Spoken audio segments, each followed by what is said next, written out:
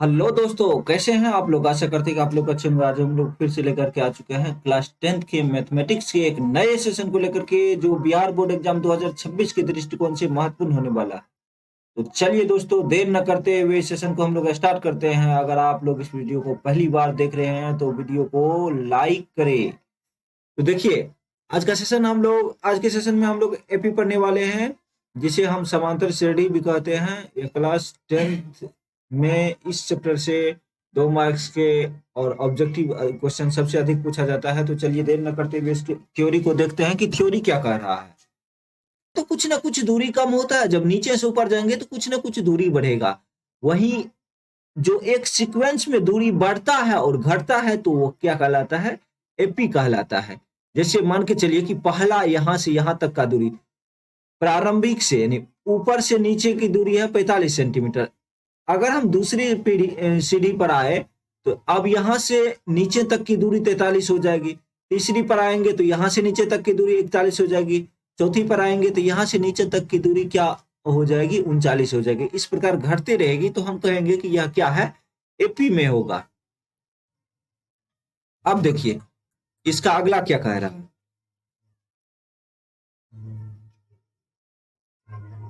अगला है समांतर श्रेणी क्या है, यानी एपी क्या है। तो एपी क्या है, एपी एक समांतर श्रेणी जो होता है, संख्याओं का एक ऐसा सूची होता है जिसमें प्रत्येक पद अपने पूर्व पद में एक निश्चित संख्या को जोड़ने से प्राप्त होता है। जैसे मान के चलिए कि हम यहां बात करते हैं दो की, 2, 4, 6, 8।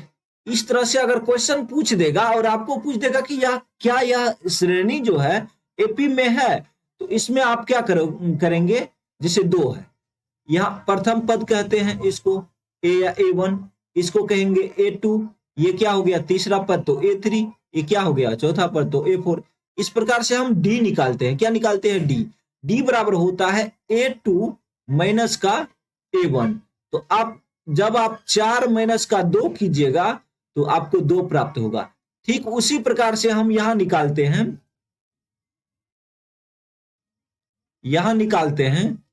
A3 माइनस का A2। अब A3 का मान देखेंगे तो 4 है। 4 माइनस का क्या हो गया, A3 का मान है 6। A2 का हो गया 4, घटा के क्या हो जाएगा, 2। फिर आप जब 8 से 6 घटाओगे तो भी 2 प्राप्त होगा। तो इसमें क्या जोड़ने के बाद प्राप्त हो रहा है, 2 जोड़ने के बाद अगली संख्याएं प्राप्त हो रही है। तो यह क्या होगा, एपी में होगा। अगर इसमें कोई, जैसे यहाँ पे 2 जोड़ने के बाद प्राप्त होता है, फिर यहाँ पर 3 जोड़ने के बाद प्राप्त होता है, तो यह संख्या एपी में नहीं होती है। अगर सेम संख्या में, जैसे 2 में हम 2 जोड़ दिए 4 हो गया, 4 में फिर 2 जोड़ने के बाद 6 आता है, 6 में 2 जोड़ने के बाद 8 आ गया, तो एपी में होगा। बराबर बराबर अगर जोड़ने के बाद अगली संख्या प्राप्त हो जाती है तो एपी में होगा। अगर नहीं प्राप्त होता है तो एपी में नहीं होगा। इसलिए हम कह सकते हैं इसका डेफिनेशन कि एक समांतर श्रेणी में संख्याओं की एक ऐसी सूची होती है जिसमें प्रत्येक पद अपने पूर्व पद में एक निश्चित संख्या के जोड़ने पर प्राप्त होता है। अब हम जानते हैं कि इसका सारवंतर यानी कॉमन डिफरेंस क्या है। देखिए, एपी में सारवंतर जो होता है, कॉमन डिफरेंस जो होता है, उसको हम डी कहते हैं। क्या कहते हैं, स्मॉल डी द्वारा लिखते हैं। स्मॉल डी जो होता है यह एपी मतलब यह निश्चित संख्या होती है। अब डी बराबर अगर पूछ देगा कि डी बराबर फॉर्मूला क्या होता है, तो देखिए डी बराबर ऐसे कोई फॉर्मूला नहीं होता है, लेकिन यहाँ पे जो है हम लोग जो उपयोग करते हैं, तो क्रमिक 2 पदों का अंतर होता है सारवंतर। क्रमिक 2 पदों का अंतर हर जगह से अगर समान हो तो वही सारवंतर होता है। जैसे यहाँ पे अगर A2 और A1 के लिए देखें तो A2 और A1 क्या हो गया, इसका डी बराबर हो गया फॉर्मूला। यह दूसरे तीसरे पद के लिए देखें तो यहां हो जाएगा A3 माइनस A2 हो जाएगा। तो ये क्रमिक 2 पदों का अंतर जो होता है वही आपका क्या होता है, सारवंतर होता है। अगर हम अगले बात पर देखें तो यहाँ डी का मान जो है धनात्मक भी होता है, ऋणात्मक भी होता है और कभी कभी शून्य भी हो जाता है। अब आप सुन के चकित हो जाते होंगे कि सर अब शून्य कैसे होता है। तो देखिए, शून्य होने के सिचुएशन में क्या होता है, जैसे मान के चलिए यहां पे दे दिए 2, फिर यहां दे दिए 2, फिर यहां दिए 2, यहां दिए 2, यहां दिए 2। तो इस एपी को जब आप देखोगे तो यहाँ A1 का मान क्या है 2 है, यहाँ A2 का मान क्या है 2 है, यहाँ A3 का मान क्या है 2 है, यहाँ A4 का मान क्या है 2 है, यहाँ A5 का मान भी 2 है। इस प्रकार से इसको हम चेक करने के लिए क्या करते हैं, डी निकालते हैं। डी बराबर होता है A2 माइनस का A1। या सिर्फ एक को चेक करके आप नहीं बता सकते हैं कि एपी में है या नहीं है, कम से कम 2 को चेक करना पड़ेगा या 3 को चेक करेंगे तब पता चलेगा कि एपी में है या नहीं है। तो यहां हम पहले A2 और A1 के बारे में देख लेते हैं। तो A2 आपका हो गया यहाँ पे 2, तो 2 में से जब 2 घटाएंगे तो क्या प्राप्त होगा, 0 प्राप्त होगा। इसी प्रकार से हम अब तीसरे और दूसरे पद के अंतर को देखते हैं। तो A3 माइनस A1 आता है। अब A3 को जब आप देखोगे तो यहां आता है 2, A3 भी 2 है, तो 2 में से 2 गया तो क्या प्राप्त हो गया 0। फिर जब आप देखेंगे चौथे और तीसरे पद के तो A4 और A3 का अंतर, तो A4 और A3 का अंतर हो जाएगा 2 माइनस 2, तो यहां पे क्या निकल के आ जाएगा 2 आ जाएगा। तो यही क्या होगा आपका एपी में होगा। तो यहां पे देखिए इसमें सार्वंतर क्या है, इसका सार्वंतर है 0, इसका भी सार्वंतर 0 है। इसलिए हम कहते हैं कि सार्वंतर जो होता है यानी डी का मान जो होता है धनात्मक, ऋणात्मक और शून्य तीनों हो सकते हैं। अगर आपके ऑब्जेक्टिव में पूछा जाए कि डी का मान धनात्मक होता है, ऋणात्मक होता है, शून्य होता है या सभी होता है, तो आप सभी में टिक लगा सकते हो, क्योंकि डी का मान जो होता है धनात्मक, ऋणात्मक और शून्य तीनों होता है। अब देखते हैं इसके अगले क्वेश्चन को कि अगला क्वेश्चन क्या कह रहा है।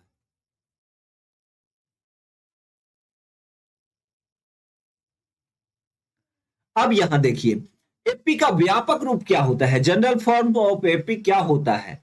एपी जो होता है, जहां हम इसका उपयोग देखिए, यह जो टर्म है इसका उपयोग हम आगे आने वाले सवाल को सॉल्व करने में भी करेंगे, क्योंकि इससे हमारा बहुत समय बचत होने वाला है। तो देखिए इस टर्म को समझने के लिए सबसे पहले हम एक एग्जांपल के थ्रू आप लोगों को समझाना चाहते हैं। यहां पे देखिए अगर 2 है, 4 है, 6 है, 8 है, एपी का टर्म है, एपी का अगर टर्म है तो एपी का टर्म है तो इसमें क्या देखेंगे आप, इसमें आप देखेंगे कि A2 यहां A हो गया, यहां A2 हो गया, A या A1 एक सेम चीज हो गया, क्योंकि A1 लिखिए या A लिखिए इससे कोई फर्क नहीं पड़ता है। यहां A3 हो गया और A4 हो गया। अगर आप इसको देखेंगे तो सबसे पहले इसको हम इसका सार्वंतर निकाल के देखते हैं। इसका सार्वंतर क्या होता है, D बराबर होता है A2 माइनस का A1। अब A2 आपका हो गया 4 माइनस का 2 हो गया, 4 में से 2 घटाएंगे तो 2 प्राप्त होगा। अब देखिए 4 में से 2 घटाए 2, इसका मतलब कि आपका सार्वंतर जो है 2 है। आपका सार्वंतर क्या है 2 है। अगर आप एपी के पहले पद 2 में इसके सार्वंतर को जोड़ते हैं तो अगला पद प्राप्त होता है, यानी दूसरा पद प्राप्त होगा 2। तो इसीलिए हम यहां पे दिए हैं कि ए में जब हम डी को जोड़ते हैं तो इस तरह से दूसरा पद, ये तो आपका पहला पद हो गया, ये हो गया प्रथम पद। ये कौन सा पद हो गया आपका प्रथम पद। यहां जो द्वितीय पद निकालते हैं तो द्वितीय पद में हम दूसरा पद जो निकालते हैं, दूसरा पद में जब हम डी जोड़ देते हैं ए में, यानी प्रथम पद में डी जोड़ देते हैं तो दूसरा पद प्राप्त हो जाता है। इसी प्रकार से जब आप देखेंगे तीसरे पद में, ये जो आपका तीसरा पद होगा, ये जो आपका तीसरा पद होगा, तो इसमें ए और 2d को जोड़ा जाता है। आप कहोगे कि सर आप इसमें 2d को काहे जोड़ रहे हैं, तो देखिए यहां पे 2d को जोड़ने का रीजन क्या है, ए हो गया आपका 2, अब प्लस यहां देखेंगे तो इसके बीच में भी 2 का डिफरेंस है, इसके बीच में भी 2 का डिफरेंस है, तो एक बार सार्वंतर यहां आएगा, एक बार सार्वंतर यहां आएगा, तो 2 बार सार्वंतर आया, इसीलिए हम इसमें 2d जोड़ते हैं। तीसरे पद के लिए हमको 2 बार सार्वंतर को जोड़ना पड़ता है, इसलिए हम क्या करते हैं ए में 2d को जोड़ते हैं। ए में 2d को आप समझ गए होंगे। अब चौथे पद में 3d को क्यों जोड़ते हैं, क्योंकि d जो है इसमें 3 बार सार्वंतर, d कॉमन डिफरेंस आता है, इसलिए हम 3d को जोड़ते हैं।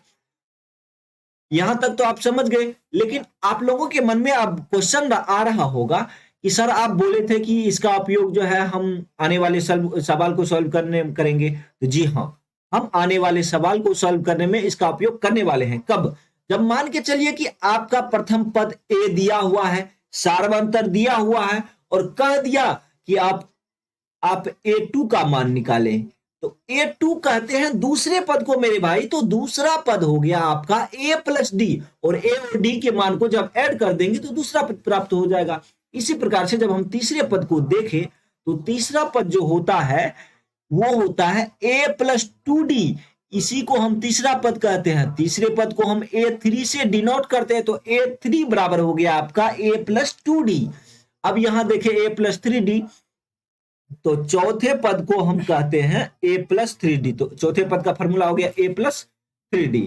तो देखिए अगर प्रथम पद A क्या है, प्रथम पद सार्वंतर D है, अगर मान लेते हैं कि इसका, अब उदाहरण के लिए हमने लिया है यहां पे A बराबर 6 और D बराबर 3, तो AP इतना इतना इतना है, मतलब इस तरह से AP निकलेगा। अब कहोगे कि सर आप तो यहाँ पे A का मान 6 ले लिया है, D का मान ले लिया है और AP यहां लिख दिया है, ये कैसे निकला? तो अब देखिए मेरे भाई, देखो यहां पे जो है A2 जब आप निकालोगे, क्या निकालोगे,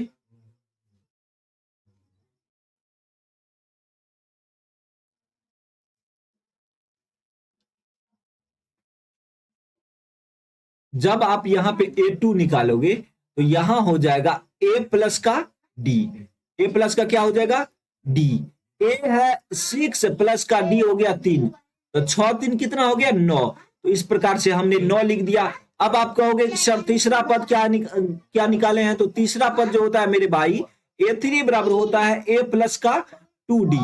A क्या है, A का मान यहां पे देखिए A का मान 6 है और D का मान है 2 गुना 3, तो 6 प्लस 2 गुना 3, 2 तिया 6 हो गया, 6 कितना हो गया 12। इसी प्रकार से हम 12 लिख दिया है, 15 भी उसी प्रकार से निकाले हैं, तो अब आप लोग भी निकाल सकते हो। अब देखिए इसके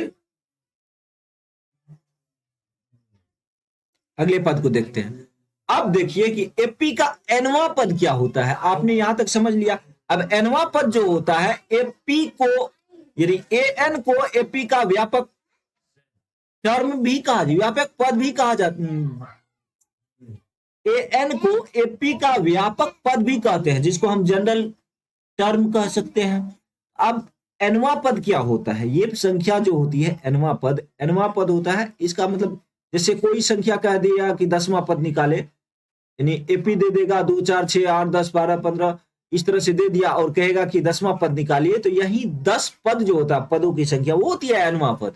तो ए एन में, एनवा पद में ए एन बराबर फॉर्मूला होता है, ए एन बराबर होता है a plus n minus 1 into d. अब आप कहोगे कि सर ए एन बराबर a plus n minus 1 into d होता है, इसमें तो आप बताए थे कि ए प्रथम पद को कहते हैं, डी कहते हैं सार्वंतर को, तो एन क्या होता है, एन होता है मेरे दोस्तों मेरे भाई, अब एन होता है पदों की संख्या, एन क्या होती है पदों की संख्या। तो इस प्रकार आप लोग जान गए कि पदों की संख्या होती है, इसका हम उपयोग आगे आने वाले सवाल को सॉल्व करने में करेंगे। तो चलिए देखते हैं इसका दूसरा क्या कह रहा है। इसका दूसरा अगर देखेंगे, उदाहरण के लिए हमने लिया है कि प्रश्न 1 में एपी 2 7 12 10 का 10वां पद ज्ञात कीजिए। इसमें जब आप देखोगे तो ए बराबर 2 है, ए बराबर क्या है 2 है, सार्वंतर हमने किस आधार पे निकाला है, तो A2 माइनस ए पे निकाला है, A2 का मान है 7 माइनस का हो गया 2, 7 में से 2 गया तो 5 बचा, एन कितना है 10वां पद का रहा तो 10 हो गया, एन का मान कितना हो गया 10 हो गया। इस प्रकार हमने उस फॉर्मूला का उपयोग किया जो हम अभी अभी बताया है। तो अभी अभी हमने बताया है आपको कि ए एन बराबर होता है a plus n minus 1 into d. अब ए एन कह रहा है, यहाँ पे 10वां पद कह रहा है, तो इसका मतलब ए 10 हो गया, 10वां पद कह रहा है तो क्या हो गया ए 10 हो गया, क्योंकि हर एन के जगह पे 10 बैठ जाएगा। ए एन कह रहा है यहाँ 10वां पद कह रहा है तो एन का मान हो गया 10, ए 10 बराबर हो गया 2 प्लस 10 माइनस 1 इंटू 5। आप कहोगे सर 5 दोनों पदों का अंतर हो गया, तो यहां पे देखें तो ए 10 बराबर हो जाएगा, ये 2 हो गया प्लस इसमें 10 में से 1 गया तो 5 9 हो गया, 9 गुने 5 9 5 45 हो गया आपका, तो 2 प्लस 45 बराबर 47 हो गया। तो अतः हम लिख सकते हैं कि अतः दी गई एपी का 10वां पद जो है 47 है, 10वां पद क्या है 47 है। अब देखिए, अब हमने इससे पहले भी एक टर्म बताया था कि इस प्रकार से सीक्वेंस चलता है। इसको आप चाहे तो जब ए और डी का मान पता हो तो ए 10वां पद का रहा है तो इसको हम इस तरह से निकाल सकते हैं 10वां पद। तो ए 10 बराबर होता है, ए 10 कह रहा है तो इससे कम डी लिखना है क्योंकि एक बार ए लिख चुके हैं। तो ए प्लस क्या हो जाएगा 9d। तो ए का मान हो गया 2 प्लस 9 गुना डी का मान हो गया 5। तो 2 प्लस 9 5 45 बराबर कितना हो गया 47 हो गया। आप इस तरह से भी बना सकते हैं। तो इस तरह से ऑब्जेक्टिव को जब आप सॉल्व करेंगे तो सॉल्व करोगे तो समय का क्या होगा बचत होगा और आप एग्जाम में काफी स्कोर कर पाओगे। अब देखिए कह रहा है कि कौन सा पद जो है फाइंड करना है, जैसे nवां पद फाइंड करना है। कैसे समझेंगे कि इस सवाल में nवां पद निकालने के लिए कह रहा है। तो देखिए दोस्तों प्रश्न में हमने लिया है कि एपी 21 18 15 का कौन सा पद -81 है। कौन सा पद का जब प्रश्न आ जाए ना मेरे भाई, जब पूछ दे कि कौन सा पद -81 है तो आप समझ जाओगे कि nवां पद कह रहा है निकालने के लिए। क्या कह रहा है निकालने के लिए nवां पद। तो इस कौन से पद को, यहां जो पद दिया हुआ है इस कौन से पद को n मान लेंगे और ये जो आपको दिया हुआ रहेगा लास्ट वाला इसको हम an मानेंगे। तो an बराबर हमने लिख दिया है -81, d बराबर होता है a2 माइनस का a1। तो a2 है 18 माइनस का 21 घटाने के बाद -3 प्राप्त होता है, a का मान है 21। इस प्रकार से हमने इसको किस पे बनाया है तो इसको हमने बनाया है an बराबर a plus n minus 1 into D पे, जहां an का मान है 81, a का मान है 21, n का मान है n, 1 का 1a हो गया, d का मान है -3। जब आप प्लस 21 को बराबर को उधर ले जाते हैं तो माइनस का 21 हो जाता है। तो -81 -21 को जोड़ने के बाद क्या प्राप्त होगा, यहाँ पे -102 प्राप्त होता है। n-1 इंटू -3 हम लिख दिया। अब 3 क्या है इधर गुना के रूप में है, बराबर की उधर ले जाएंगे तो भाग के रूप में हो जाएगा। जब आप 3 से भाग दोगे -3 से, इसमें -24 -102 में -102 में भाग दोगे तो 3 बार में हो जाएगा, 9 घटा के 1 हो गया 2, 3 चौका 12। इस प्रकार से 34 बार में आपका कटेगा। तो हमने 34 लिख दिया है, माइनस माइनस है तो माइनस माइनस को आप यहां से भी काट सकते हो। तो n 34 बराबर n-1 हो गया। इस -1 को हम बराबर के उधर ले जाते हैं तो प्लस का 1 हो जाएगा। इस प्रकार से n बराबर हो जाएगा 34 1 35 हो गया। तो n का मान कितना हो गया 35। तो हम कह सकते हैं कि दी गई एपी का 35वां पद जो है वो माइनस क्या है 81 है।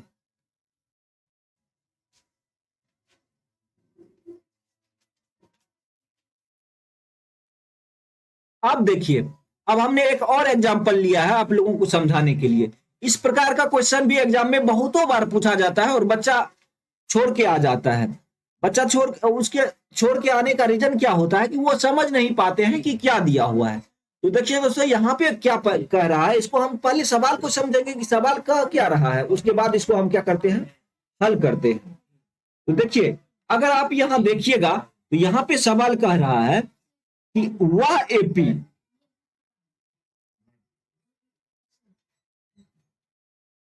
यहां पे कह रहा है कि वह एपी निर्धारित कीजिए जिसका तीसरा पद 5 और 7वां पद 9 है।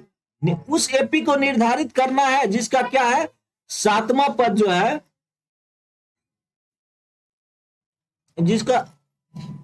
जिसका तीसरा पद जो है 5 है और 7वां पद 9 है। तो इस प्रकार से हम क्या लिखेंगे दिया है। क्या लिखेंगे पहले दिया है। क्या दिया हुआ है तीसरा पद 5 है तो तीसरा पद 5 है। तीसरा पद का फॉर्मूला हमने पढ़ाया था कि a + 2d बराबर होता है।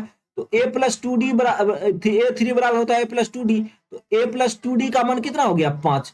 तो ये जो हो गया यहां से यहां तक ये आपका क्या हो गया पहला इक्वेशन। दूसरा सवाल दे रखा है कि 7वां पद 9 है तो a7 हो गया। a7 क्या है 9 है। तो a7 का फॉर्मूला होता है a + 6d। तो a + 6d हो गया। तो a + 6d बराबर 9 हो जाता है। तो ये आपका दूसरा समीकरण होगा।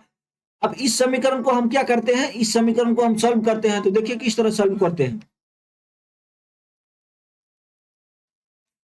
इस तरह के सवाल को देखिए, यहां भी प्लस का साइन है, यहां भी प्लस का साइन है, तो हम क्या लिखेंगे, समीकरण 1 और 2 को जब सेम चिन्ह रहेगा मेरे दोस्तों, जब सेम चिन्ह रहता है तो हम लिखते हैं घटाने पर।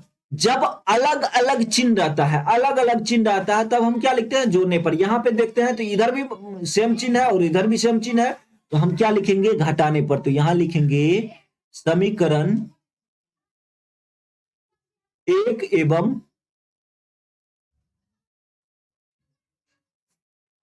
2 को घटाने पर, क्या करने पर, घटाने पर। ए प्लस 2d बराबर क्या है, 5 है। यहां ए प्लस 6d बराबर क्या है, 9 है। अब यहां देखिएगा तो यहां घटाने पर क्या होता है, चिन्ह बदल जाता है। तो यहां प्लस है तो माइनस, यहां प्लस है तो माइनस, यहां प्लस है तो माइनस हो गया। अब ये ए कैंसिल हो गया। 6d में से अगर 2d को घटाएंगे तो यहां बचेगा -4d बराबर हो गया। यहां 9 में से जब आप 5 को घटाएंगे तो यहां -4 होगा। अब d बराबर हो जाएगा -4 बटे में -4। जब आप माइनस माइनस कट गया, डी को 4 4 को काटोगे तो एक बार में कटेगा, तो डी बराबर कितना आ गया, 1 हो गया। अब इस मान को जब हम किस में रखते हैं, समीकरण 1 या 2 में रखते हैं। मान के चलिए कि हमने समीकरण 1 में रखा, यहां लिखेंगे समीकरण 1 में, समीकरण 1 में डी का मान रखने पर, डी का मान रखने पर समीकरण 1 क्या है, समीकरण 1 था a प्लस 2d बराबर 5। डी का मान 1 रखना है, तो a प्लस 2 गुना डी का मान 1 हो गया बराबर 5 हो गया। तो a प्लस 2 गुना 1 2 बराबर 5 हो गया। अब यहां आप देखोगे तो a बराबर क्या है, 2 है। यहाँ a प्लस 2d है तो 2 प्लस में बराबर उधर भेज देंगे तो माइनस में, तो 5 माइनस का क्या हो जाएगा, 2 हो जाएगा। तो a बराबर कितना घटा के हो गया 3, a का मान 3 हो गया और d का मान क्या निकला, 1 निकला। तो हमने यहां लिख लिया है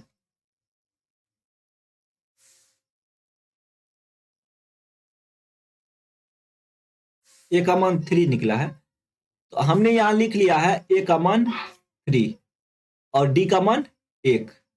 इस प्रकार से जब हम एपी बनाएंगे तो ए पहला पद हो गया, ए पहला पद को लिखेंगे तो पहला पद ए होता है, तो ए का मान लिख दिए 3। अब इसमें सार्वंतर को जोड़ते जाएंगे, निकलते जाएगा। जैसे 3 है, सार्वंतर 1 है तो 3 में 1 जोड़ दिए, 4 प्राप्त हुआ। अब दूसरे पद में फिर सार्वंतर को जोड़ देते हैं तो तीसरा पद प्राप्त होता है। अब तीसरे पद में फिर सार्वंतर को जोड़ देंगे तो चौथा पद प्राप्त हो जाएगा। चौथा पद में फिर सार्वंतर को जोड़ देते हैं तो 5वां पद प्राप्त हो जाएगा। इस प्रकार से हम एपी निकाल सकते हैं।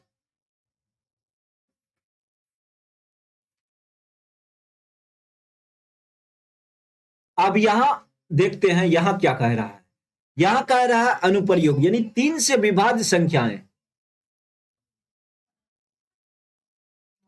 तो 2 अंकों वाली कितनी संख्याएं 3 से विभाज्य है। इस तरह के भी प्रश्न पूछे जाते हैं। 7 अंकों वाली कितनी संख्याएं, मतलब 3 अंकों वाली कितनी संख्याएं 7 से विभाज्य है। 2 अंकों वाली कितनी संख्याएं 3 से विभाज्य है। जब आपको इस तरह से का प्रश्न पूछा जाएगा तो आप एपी को कैसे फाइंड करेंगे, मतलब कैसे ज्ञात करेंगे कि एपी, उसके बाद क्या करना है, उस सवाल को सॉल्व करना है। तो एपी निकालने के लिए देखिए दोस्तों, 2 अंकों वाली संख्या है तो हमको देखना है कि 2 अंक कहां से स्टार्ट होता है। अगर हम 1 से 9 तक लिखे तो 1 से 9 तक लिखने में सिर्फ 1 अंक आती है। वही 9 के बाद क्या होता है, 10। 10 से 2 अंक आता है, एक आया, दूसरा क्या आया, 0।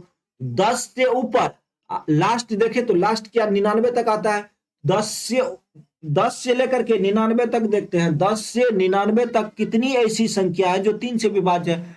तो तीन वाला टेबल को देखते हैं कि इसमें 2 अंकों वाली प्रथम भाज्य मतलब विभाज्य संख्या कौन सी है। तो यहां देखें, आप देखेंगे तो यहां हो गया 3 एकम 3, 3 दूनी 6, 3 तिया 9, 3 चौके 12। तो यहां पहली 2 अंकों वाली संख्या जो है 12 है, इसलिए हमने 12 से स्टार्ट किया। अगली हो जाएगी 3 चौके 12, सॉरी 3 चौके 12 हो गया, 3 5 15, 3 6 18, 3 7 21, 3 8 24, 3 9 27 डॉट डॉट डॉट करके 33 भी 3 से विभाज्य है, इसलिए सॉरी 99 भी 3 से विभाज्य है, इसलिए हमने 99 को रखा है।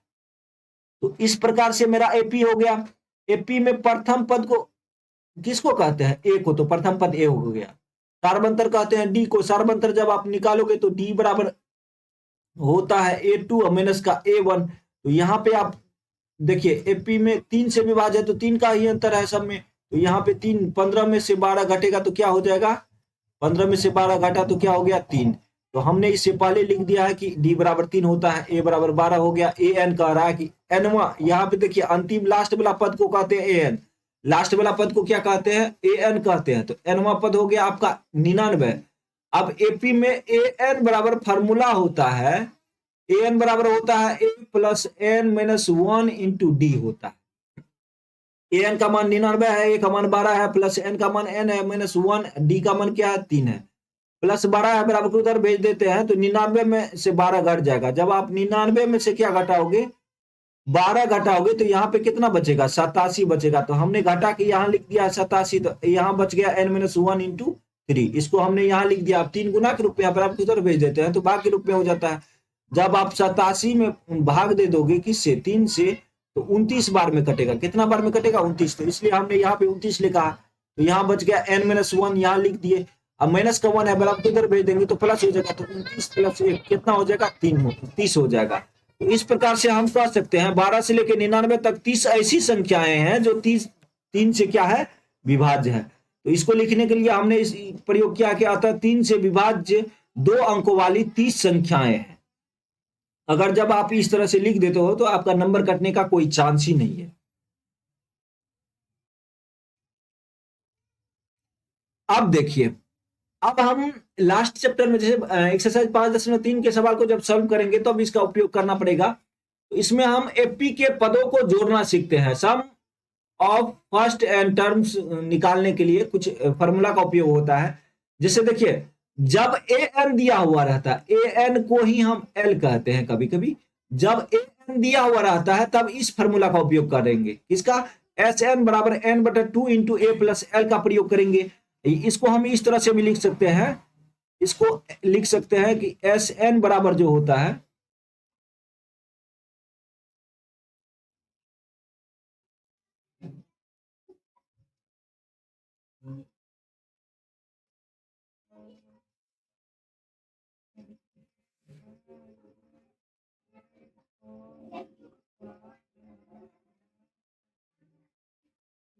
यहां देखिए, यहां हम लिख सकते हैं ए एन बराबर एन बटे 2 into A plus A N. इस तरह से भी ये भी होता है और ये भी होता है। अब यहाँ पे जब ए एन नहीं दिया हुआ रहेगा तब आपको लगाना है ये फॉर्मूला, एस एन बराबर एन बटे 2 into 2 a plus n minus 1 into d. अगर आप कहेंगे तो ये भी बता सकते हैं कि ये फॉर्मूला कैसे बना, लेकिन उतना आपको नहीं जानना है। यहाँ सिर्फ इसको याद रखना है कि एस एन बराबर जो होता है एन बटे 2 into 2 a plus n minus 1 into d होता है। अब इसमें एस एन को क्या कहते हैं, तो एस एन को कहते हैं पदों का योग। किसका योग, इसमें हम कहते हैं पदों का योग कहते हैं। किसको, एस एन को हम पदों का योग कहते हैं। एन कहते हैं पदों की संख्या को, ए हो गया पहला पद, एन हो गया पदों की संख्या, और डी क्या हो गया आपका सार्व अंतर हो गया। इसका प्रयोग हम पदों का योग निकालने के लिए करेंगे, यानी एपी के पदों का योग। अब देखिए, इस पर आधारित हमने प्रश्न ले रखा है, एपी में 8 3 माइनस 2 के प्रथम 22 पदों का योग क्या होगा। तो ए प्रथम पद है 8, तो ए का मान हो गया आप 8। डी है, डी बराबर होता है A2 माइनस A1। दूसरा पद है 3, तो 3 माइनस 8 हो गया माइनस 5। एन का मान होगा 22, एनवा पद का रहा प्रथम 22, एन का मान हो गया 22। एन बराबर एन बटे 2 into 2 a plus n minus 1 into d होता है।